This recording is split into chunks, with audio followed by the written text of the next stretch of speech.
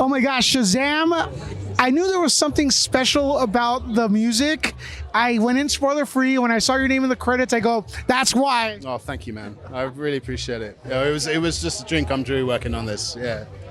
So you've done a few horror films and and a few adventures, but Shazam seems to be a completely different thing. How do you approach this type of film? You know, it's a dream come true to work on a superhero film just to start with, but actually to kind of channel my childhood love of those 80s adventure movies, scores, John Williams and Jerry Goldsmith, Alan Silvestri.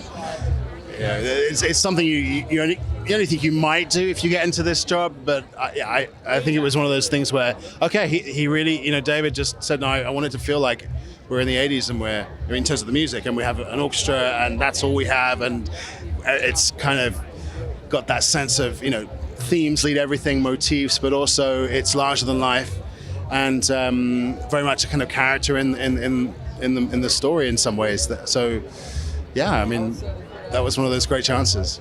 So we talked about Shazam. I would say like real hardcore DC fans know about Shazam. Usually it's Wonder Woman, Superman, and Batman, and maybe the Flash in there. But Shazam, awesome character. Did you know about him before getting involved? Actually, no, I didn't. And I was fascinated with the history and the fact, he's a character from the Golden Age, back in the 40s, where all these characters were just kind of evolving and becoming what they are now. And gosh, what a chance to kind of discover something. Because what I love about it is, like most of these superheroes have backs, their origin stories, and in a way with this character, you almost sort of jump between the origin and the superhero and back to the origin because he is at heart a 15-year-old kid, and that's what I try to do with the score, is trying to encapsulate that feeling that what a kid must feel like when he's given superpowers, that sense of invincibility and hope, but also that it's there's a lightness of touch, and it's kind of like, yeah, let's go kick some butt, like it's something he just can't wait to do, rather than it's not a weight on his shoulders.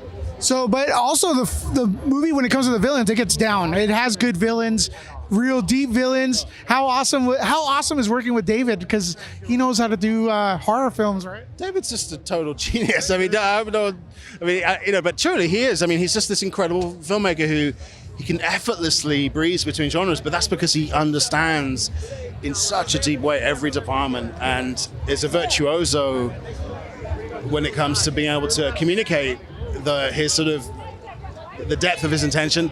I mean, what I love about working with David is he's a great musician, and he also, we've done 3 movies together now, so there's a lot of trust and there's a great shorthand, and and the guy knows how to create tension and release for sure in the horror movies, and it kind of plays into those, like in Temple of Doom, the sacrifice scene, and Jurassic Park, when someone's torso just gets eaten by a T-Rex. That was what happened in those adventure movies back in that era.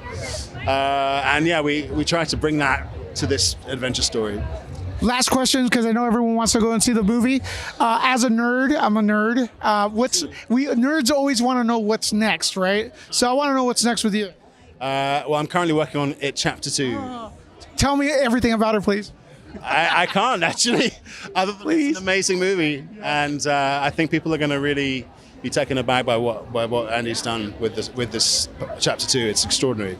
I think after that movie, you're already legendary status, bro. Oh man, I hope not. I just want to keep writing, and I mean, the thing is that. What I love about this job especially is that you just never know what's coming next, and not just in terms of genre, but just this chance to keep working with new filmmakers and get inspired by all these collaborations. Truly, I think I just feel very fortunate I get that chance every day to create music for those things. We're fortunate to be able to witness your music too as well. Thank you.